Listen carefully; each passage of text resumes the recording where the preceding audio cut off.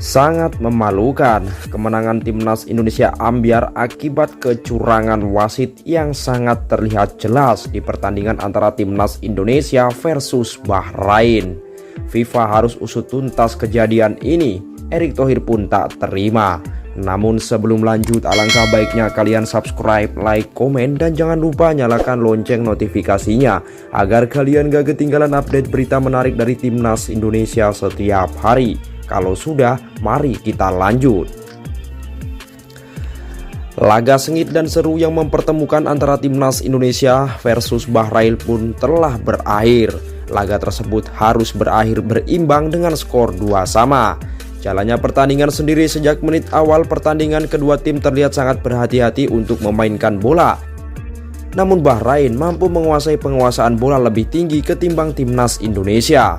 Akhirnya Bahrain pun mampu memecah kebuntuan pada menit ke-15 lewat skema tendangan bebas yang sangat keras menghujam gawang timnas Indonesia. 1-0 Bahrain memimpin. Tertinggal 1-0 membuat Indonesia tersentak dan mencoba untuk menyamakan kedudukan. Usaha keras sekuat pasukan timnas Indonesia pun berbuah manis, tepatnya pada menit-menit akhir babak pertama melalui kaki Ragnar Oratmangun setelah memanfaatkan umpan dari tendangan bebas dari Ivar Jenner. 1-1 untuk kedua tim dan sekaligus menutup akhir babak pertama. Di babak kedua nampaknya timnas Indonesia mengganti strategi dan pelatih timnas Indonesia Sintayong memasukkan beberapa pemain baru seperti Eliano Reinders, Nathan Chow Aon hingga Marcelino Ferdinand. Nampaknya hal tersebut pun berbuah manis setelah Rafael Struijk mampu menciptakan gol indah dan cantik ke gawang timnas Bahrain. 2-1 Indonesia memimpin. Tertinggal 2-1 membuat timnas Bahrain mencoba untuk menggempur timnas Indonesia, sementara Indonesia hanya bertahan dan memanfaatkan sesekali serangan balik.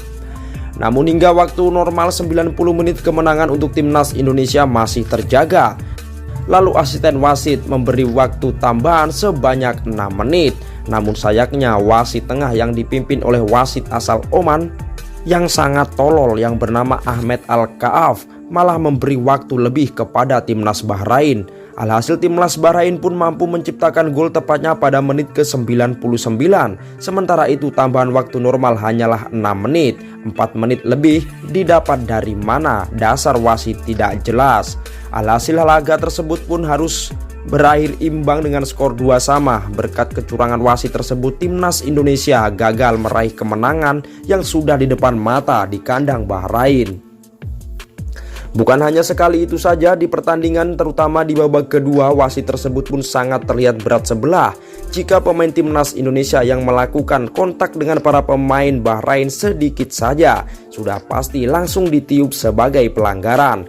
Sementara jika pemain timnas Indonesia mendapat kontak keras dari pemain Bahrain, namun ia tak menganggapnya sebuah pelanggaran.